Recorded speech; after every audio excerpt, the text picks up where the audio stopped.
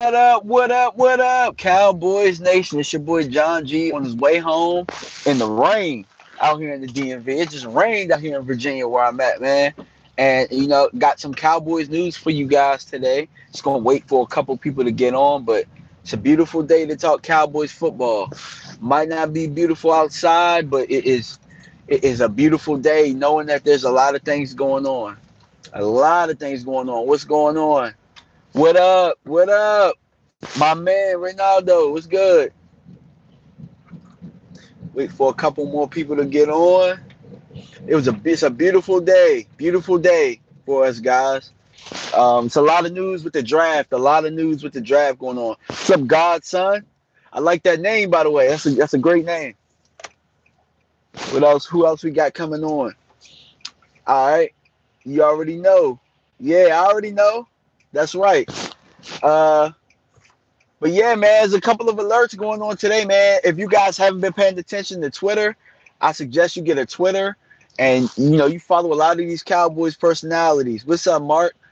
Um, but yeah, I mean, the Cowboys have been everywhere today. Everywhere. They were at Texas's pro day. They were at Alabama's pro day. They even went down to University of Texas, I think San Antonio to see Davenport. They were at Maryland's pro day. They were at Florida's pro day. They were everywhere today. And so I got some notes that I wrote down for you guys. Connor Williams, who a lot of people know, Connor Williams is one of my favorite linemen in the draft. Connor Williams got worked out with Cowboys today at every position on the line, including center. And he is confirmed as one of the top 30. What's going on? Hey, what's up? What's up, December? Yeah, Connor Williams he got an official visit with the Cowboys, so that's big for me because I like Connor Williams and I think that he's big, he's nasty, he can move, flexibility, and I think that he had a really good or definitely something we're going after because Will Hernandez is already confirmed, Calvin Ridley's already confirmed as well. I'm not sure about Isaiah Wynn. Taven Bryan from Florida was worked out today by Marinelli. Marinelli personally was out there working with Taven Bryan, the three technique at Florida today. So that's a surprise to me. Not necessarily that Taven Bryan is somebody that we're looking at, but it's surprising that Marinelli was the one that was working him out, man. That must mean that they are really seriously considering drafting him as a defensive lineman. Marcus Davenport, the defensive end, the 6'7" animal. Yeah, they're looking at him as well, and they were all over his pro day today. At the Texas pro day, there was some good rave reviews from Deshaun Elliott saying that he really liked the coaching staff. The coaching staff was really respectful and stuff like that, and it was a home to him. And I also got that the linebacker from Texas may he's not going to probably be one of the official 30 visits, but he will be at Dallas Day. And if people don't know what Dallas Day is where the local talent comes in and they get worked out by the coaching staff. What would I do at the draft at 19, Godson? To be honest with you, man, I'm taking the best player available. I'm staying pat at 19. I'm not moving up unless there's a chance that I can get Derwin James. Other than that, man, I'm staying pat at 19. I'm getting the best possible player. And it's looking like both guards that I want are going to be on the board. But knowing that the Cowboys are everywhere today, that lets me know that they can go anywhere with this pick, and they're not really sure. But it's some really good guys that they were looking at today. A lot of the guys that they're on my list. If you guys follow me, you know that I'm following. What's up, X Factor?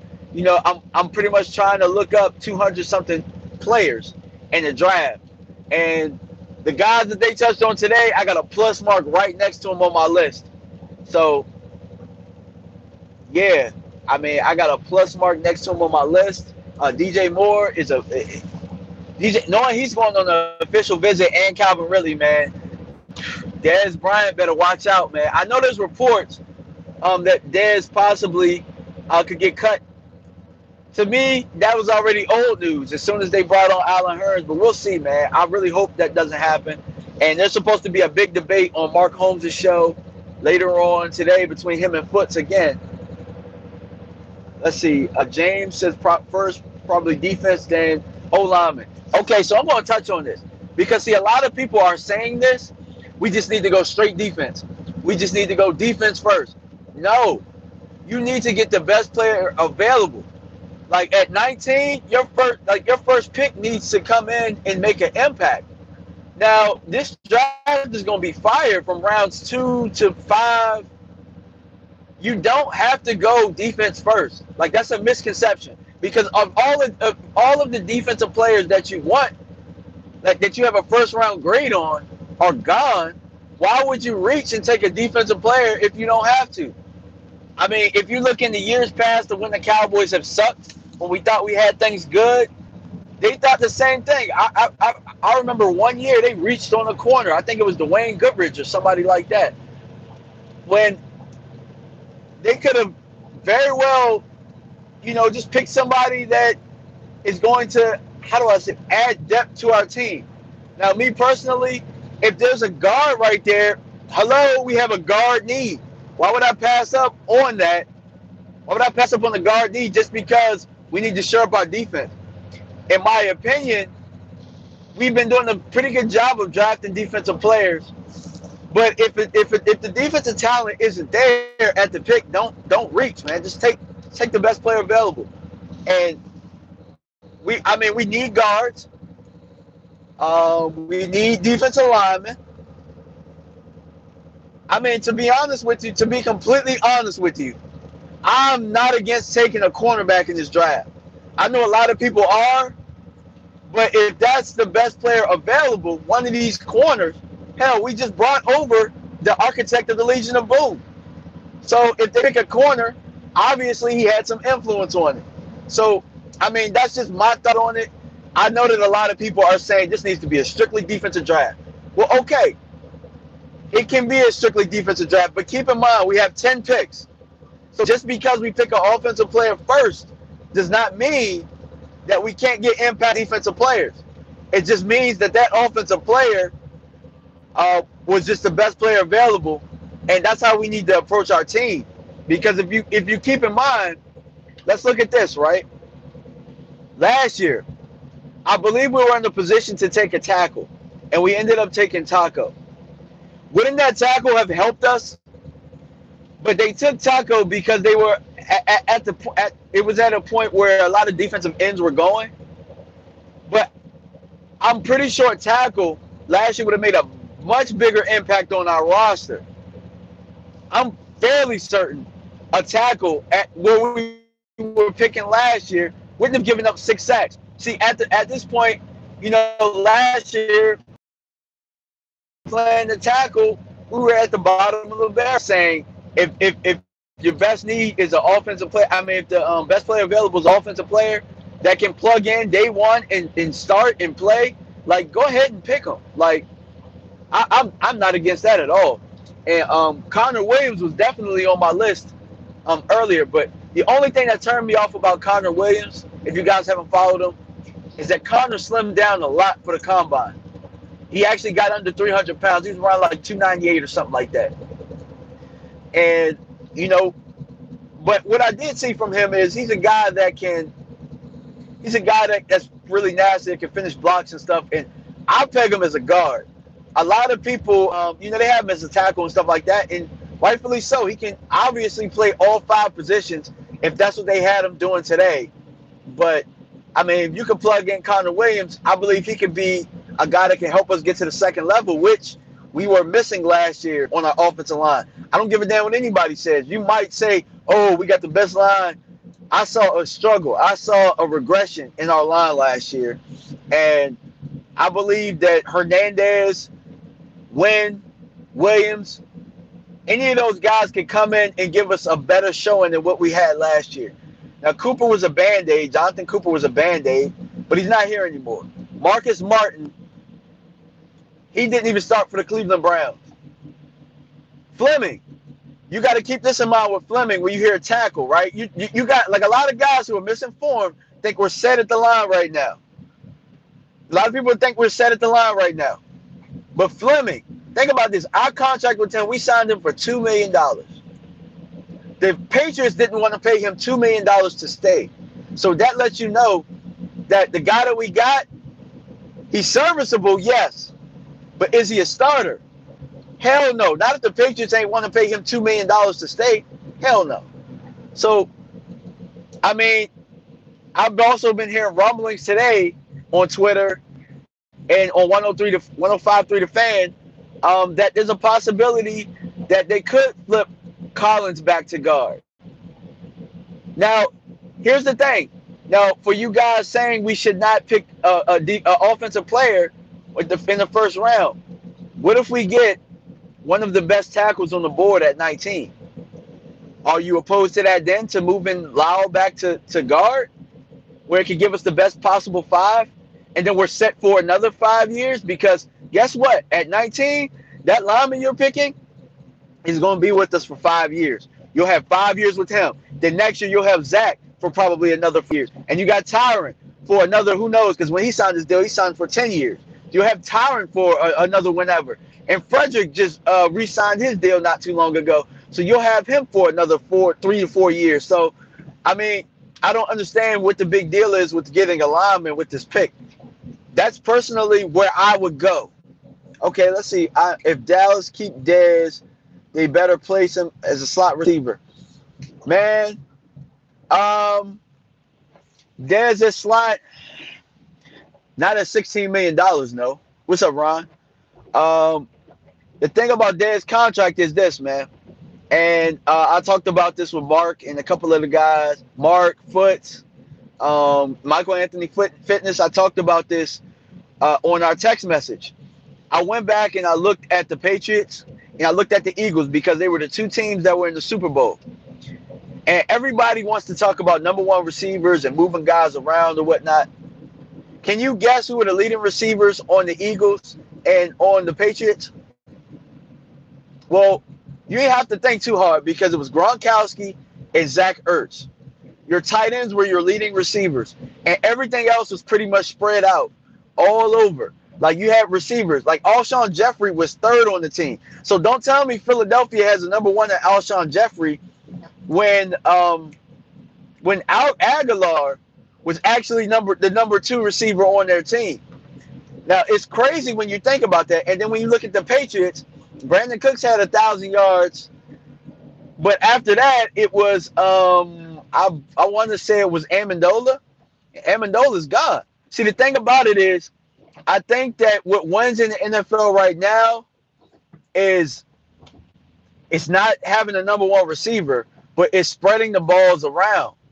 You know what I'm saying? Like, you don't need a number one receiver. And especially with the way that we play our offense, we run the ball, I think that it makes it much harder to guard an offense if you have multiple guys and you don't know who's getting the most targets. See, last year we force-fed Dez a lot, and Dez is a really good receiver. Don't get me wrong.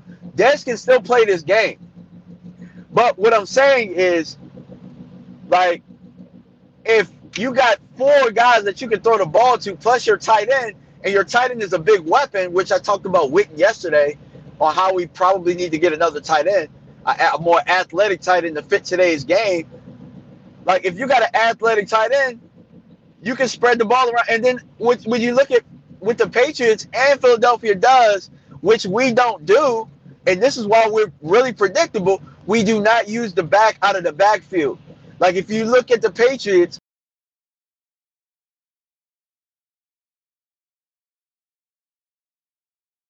receiver, like, you can spread that thing around.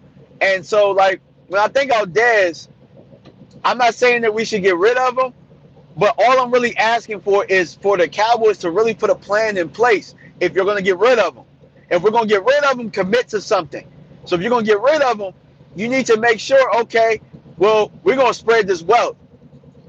We need to get the ball to the backs in the backfield. And that's why I'm not opposed. I actually believe we should get a running back in this draft.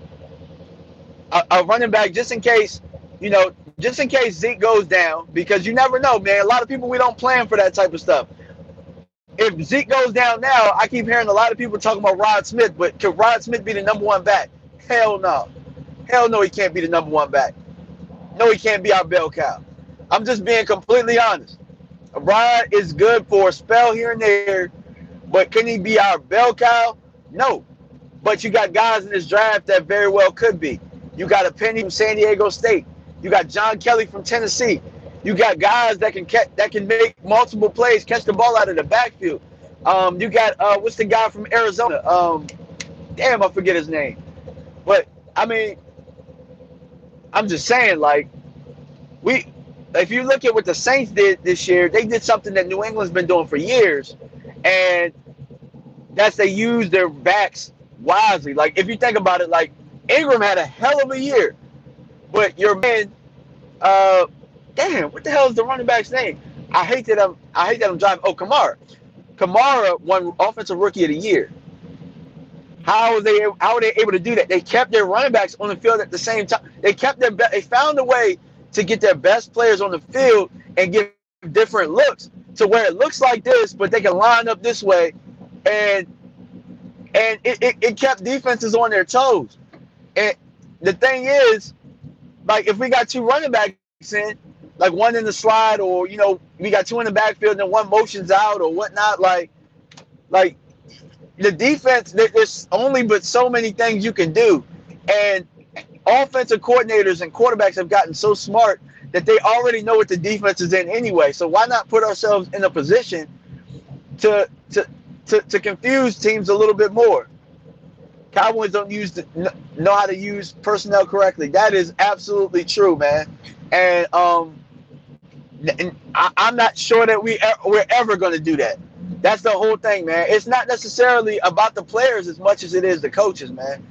And what sucks offensively is that we still got the same guys in place that are doing the same shit that they've been doing all along. I hate that I had to curse, but it is what it is, man. Our offensive staff, I mean, hopefully we draft guys. Hopefully the GMs, they get guys in here where it forces these coaches to have to actually do something different. Because what's working, I mean, it works a little bit. I mean, it works. Like, yeah, we score 27 points a game, 26, 27 points a game. But at the end of the day, like, what happens when we play a really good defense? Like, we have no real plan B unless everybody's healthy. Or, you know what I mean? Like, we have to be healthy in order to perform. Whereas I believe your team should be a living, breathing element on what you do. Like, and it should be based on your players. If you look at New England every year, I'm going to use New England because New England is in the dance every other damn year. So I don't know who else to use for an example. But if you look at New England, they do not have the same team every year. Their team is different every year besides number 12. Hell, look at what happened to them. They lost Edelman in the preseason. Well, plug a new guy in. Looks a little bit different.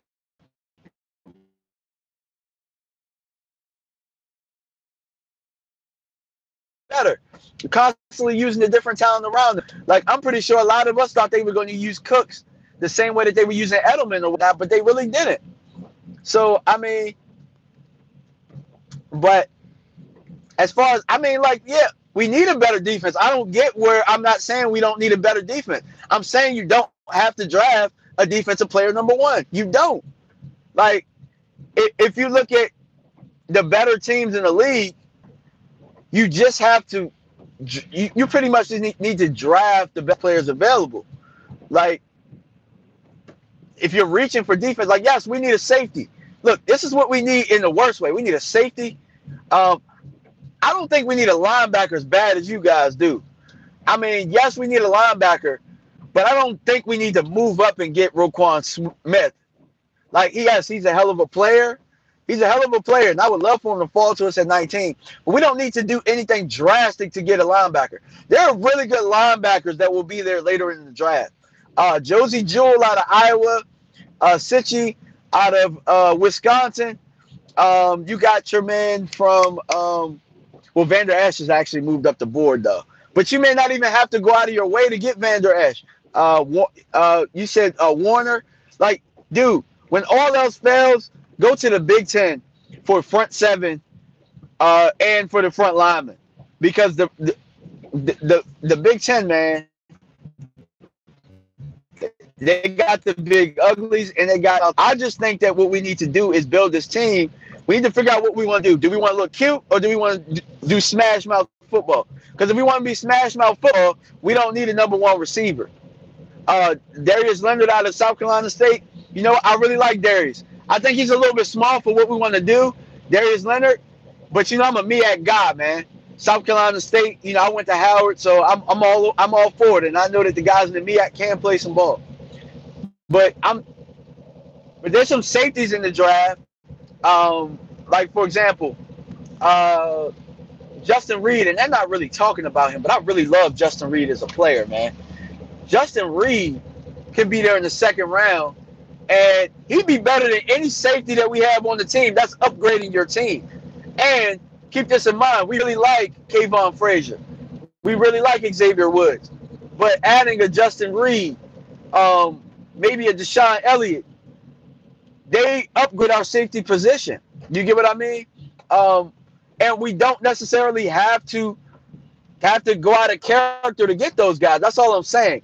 Like, what about a field goal kicker? Dan Bailey? Man, Dan Bailey's fine, man. That mug had a groin injury. He rushed back. He'll be fine. Rashawn Evans is like a Sean Lee. Yes, I really like Rashawn Evans.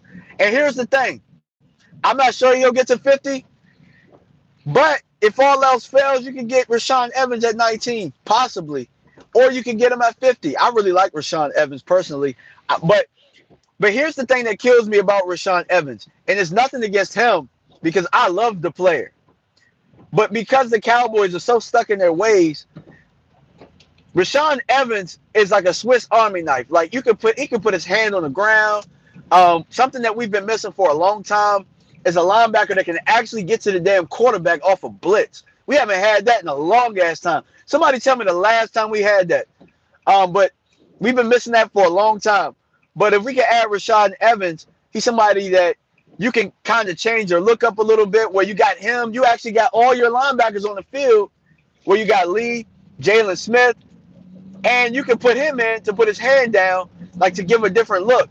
So, I mean, but we're so stuck in our ways, like we won something, that we're like, oh, he doesn't fit our scheme. Well, I'm like, well, damn it, make the scheme fit your players. Like, get a damn good player and make your scheme fit them. Like, stop being lazy. Like, I really believe that this organization can be lazy at times. And that's really the problem, is that the organization is so stuck in its ways, but at best, you're losing in the first damn round of the playoff. Like, I think that you got to open up what it is that you're doing. Like, you gotta open it. Like, you gotta have open ears. You gotta constantly be evolving to the game. Because if you're doing the same things over and over, that's insanity. Yeah, exactly. That's exactly like our players don't fit the scheme. And then you go and you watch T.J. Watt rip it up, and we got Taco who just caught on the last little bit of the year or whatnot. And then we say, whoa, Taco's going to be good next year. Then Taco ends up being the same damn player he was. So, I mean, that's just the way that I think, man. If I were running the team, sometimes you just got to know when somebody can play football, look at their strengths and say, this is what we don't have.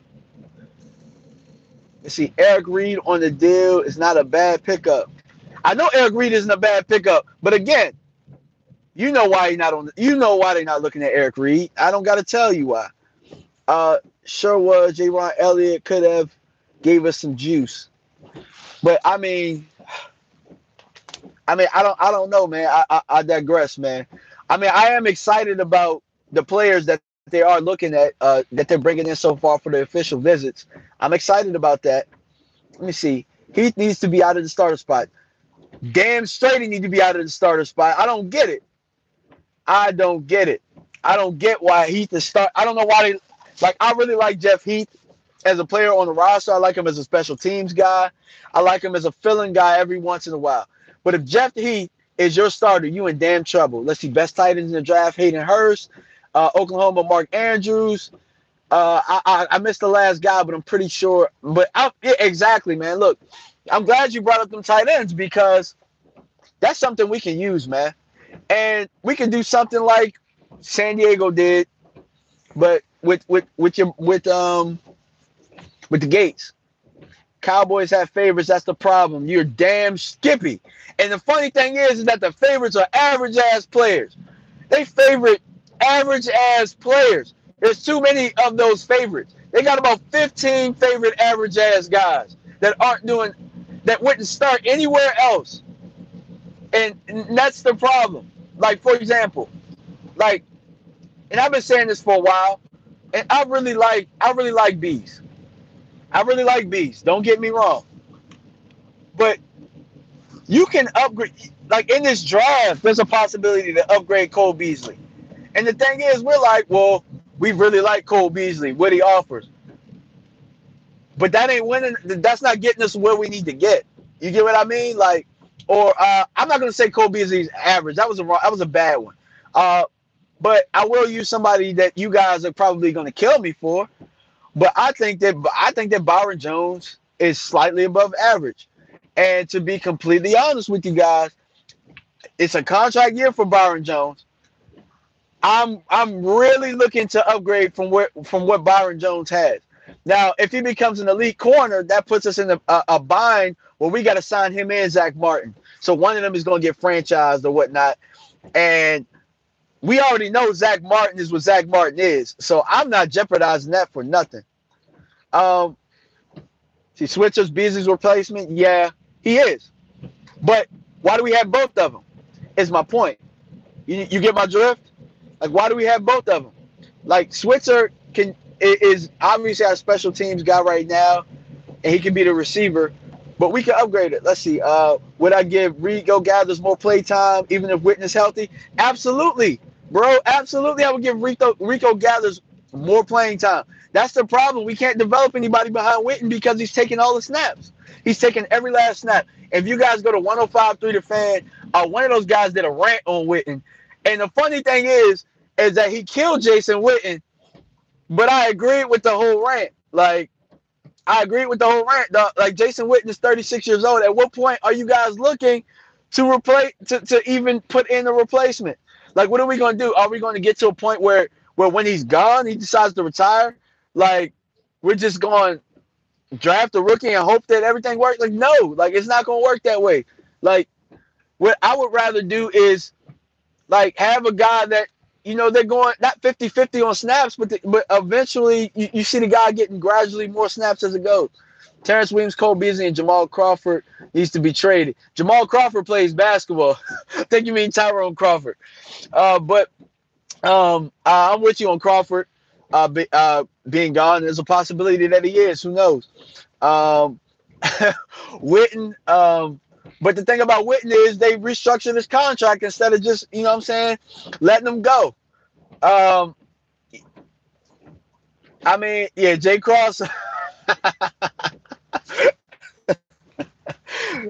Well, you know what? He ain't really done too. I mean, in my opinion, he ain't really done much. So you can call him Jamal Crawford all you want to. They probably done the most. They probably done about the same amount for us. So, but yeah, I mean, they restructured Witten's deal, so we're kind of stuck. Defense. We try to hold the ball so we don't have to play defense. What kind of plan is that? I'm with you. I thought that was a good plan 2 years ago. But at this point, how do you get the defense better? You can't just keep getting the defense better through the draft. Like, there's multiple ways to build the team. And we're still stuck to this drafting young ass dudes, which is cool. But eventually you can add a really good player here and there. We're not spending any money on defense.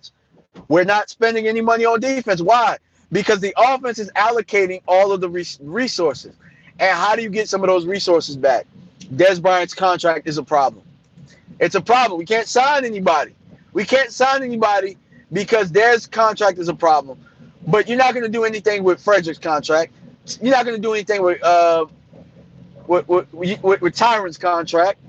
Zach is going to get a deal. Like, that would be foolish. Zeke probably is going to get a deal when it's his time, hopefully. Dak is probably going to get a deal. So the thing is, if you actually look at our cap right now, you look at our cap, we're probably spending, I think it's off the top of my head, I want to say we're spending about 20 to 30 million more dollars on offense than we are defense. That's the problem. Like, we can keep drafting all these young ass dudes all damn day, but if you look at what New England does every other year or whatnot, they add like a quality veteran. If you look at what Philadelphia did last year, they added some veterans and they added some depth on top of drafting players. You can add free agents, solid free agents too. You can trade. Like, the method for me personally is you get one of these guys that's still in the rookie contract and you trade some of these damn picks. We had 10 picks this year and we ain't do nothing with them so far. You know? And we could have got one of these young defensive guys on their rookie contract still, and it would have been good for our cap. But we don't think outside the box like that. And what's going to happen next year is we're going to try to do that dumbass shit, and we're going to bring in somebody that's not as good. Like, look at what New England did. They went and got Danny Shelton. All they gave up was, I think they gave up. Did they give up our 3rd round pick and gain a 5th round pick and gained him for 1 year and I think like $3 million? Like, why the hell couldn't we do that? Like, we need a one technique. Why couldn't, like, we got, I don't know. Like, we got 10 damn picks. Like, why are we being so greedy with the picks? And then we ain't gonna do nothing but mess around with some of them. Like, don't get me wrong, we've been drafting a little bit better, but I'm just saying, man, like, that Danny Shelton move would have made sense. And you wouldn't have to break the bank. And if he sucked, okay, you still could have drafted. You could have drafted a 1 or 3 technique next year, or you still could have drafted one. Who knows? Because Crawford's gonna be gone. Tyrone Crawford, he's probably gonna be gone. He needs to be gone. But if we get rid of Crawford, that's a defensive guy that we're getting rid of. We keep talking about building defense. Thoughts on people wanting OBJ? Nah, too much money.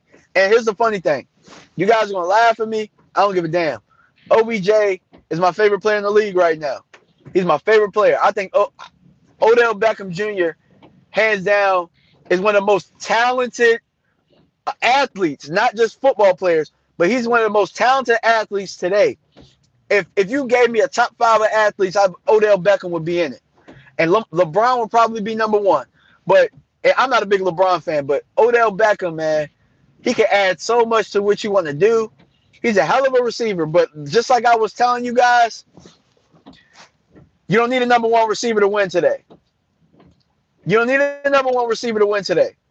All you really need to do is find a way to spread out the talent. You don't need a number 1. Like, if you think about it, who was the last number 1 receiver to win the Super Bowl? I'll wait. Because if you go back in history, I'm thinking, maybe Plaxico Burress.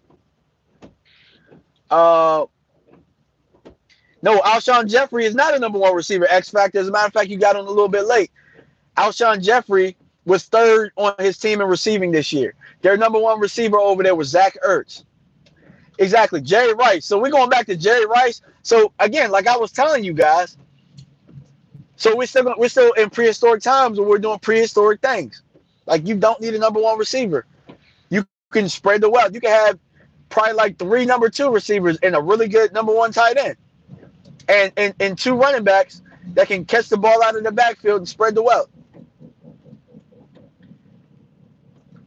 He plays number 1 receiver 1, but got you. Yeah, exactly. Like, they're not force-feeding Alshon Jeffrey the ball over in Philly, X Factor. They're getting them. If you're open, you getting the rock.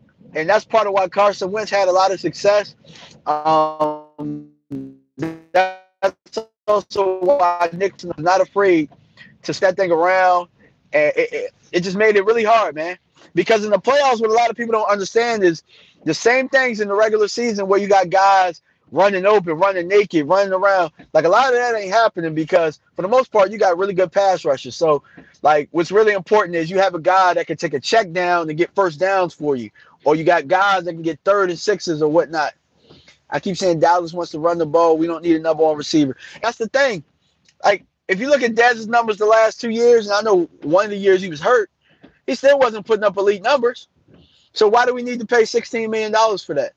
Like, it probably at this point needs to be a pay cut or something, man, because we need to allocate some money to that defense because I'm all about bringing some of these guys that are free agents out there on if we don't draft. Vaccaro, Bowman, I'm going to keep beating those drums because I don't give a damn what you say. If you add those two to our defense, they make our defense drastically better. Drastically better. And we keep talking about defense.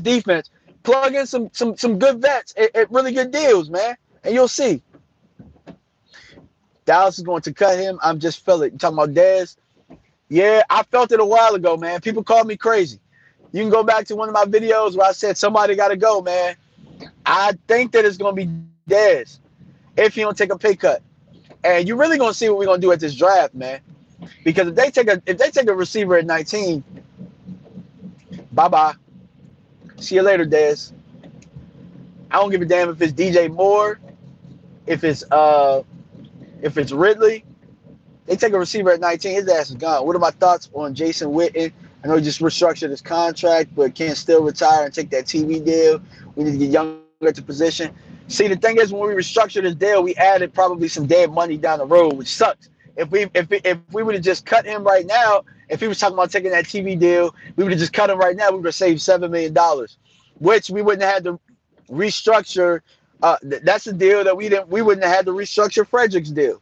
See, the more you kick money down the road, you're leaving yourself to risk. You're risking health, like Tyron.